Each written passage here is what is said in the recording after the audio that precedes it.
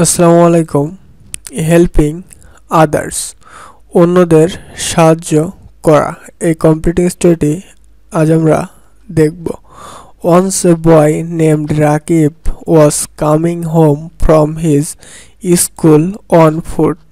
একবার রাকিব নামের এক ছেলে তার স্কুল থেকে পায়ে হেঁটে বাড়ি ফিরছিল। Suddenly he noticed a money bag lying beside the road.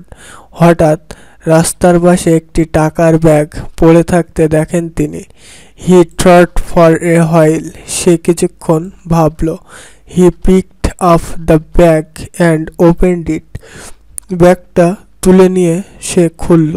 He found a good number of 500 টাকা notes in it. তার মধ্যে একটি ভালো সংখ্যক 500 টাকার নোট পাওয়া গেল। He became surprised. সে অবাক হয়ে গেল। He could not understand what to do.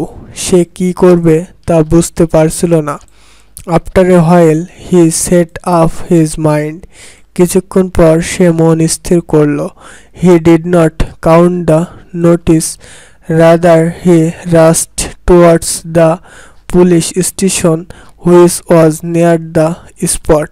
Say note গুনেনি, বরং ঘটনাস্থলের কাছেই থানার দিকে ছুটে যায়। He informed the police officer of everything.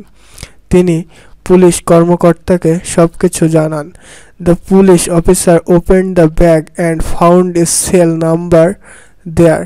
Police officer ব্যাগটি খুলে সেখানে একটি সেল নাম্বার অর্থাৎ ফোন নাম্বার পান। He talked to the person who lost the money bag. টাকার ব্যাগ হারানো ব্যক্তির সঙ্গে সে কথা বলেন। The man came to the police station. লোকটা থানায় এলো। He became very happy when he got back the money. টাকা ফেরত পেয়ে সে খুব খুশি হলেন। Rakib was awarded by the man. রাকিবকে পুরস্কৃত করা হয়। তো এই ছিল হেল্পিং আদার্স, অন্যদের সাহায্য করা, এই কমপ্লিটিং স্টোরিটি। তো যাদের এই কমপ্লিটিং স্টোরিটি ভালো লেগেছে অবশ্যই একটি লাইক, কমেন্ট এবং সাবস্ক্রাইব করার অনুরোধ রইল। এবং এটি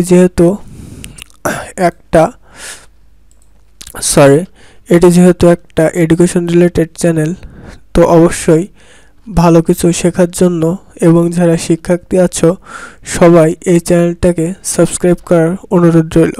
আসসালামু আলাইকুম। Thanks everyone.